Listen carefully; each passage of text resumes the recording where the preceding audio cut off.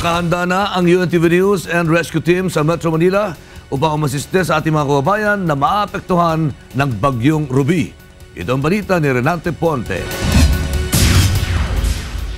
Naka-alerto na ang UNTV News and Rescue Team sa posibleng maging epekto ng Bagyong Ruby sa Kalakhang, Maynila.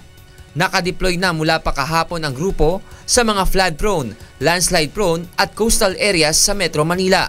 And sa ngayon po, dahil dineploy na tayo, naka-ready na rin po ang mga rubber boats natin, ang ating mga volunteers for Swift Water Rescue and WASAR, ang Water Search and Rescue Team natin.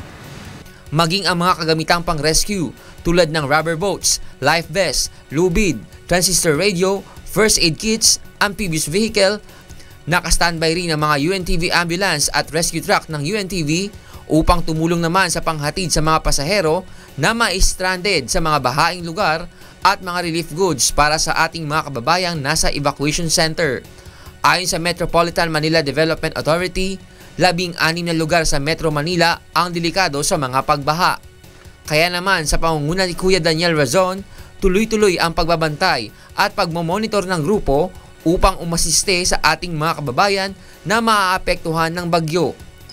Kasama ang mga emergency responder mula sa iba't ibang ahensya ng pamahalaan, ang UNTV News and Rescue Team ay nakahandang umalalay sa ating mga kababayan na nangangailangan ng tulong sa panahon ng kalamidad.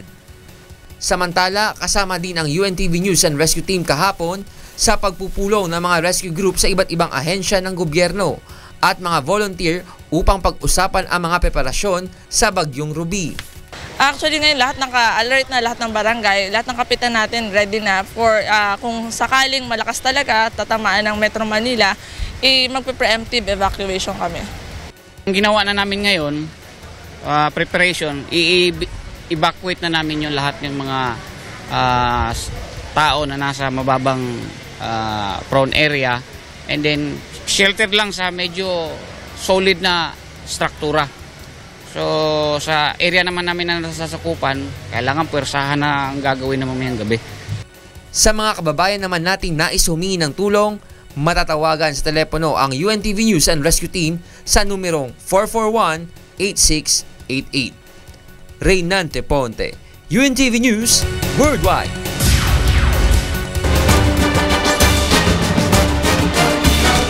Tulong muna bago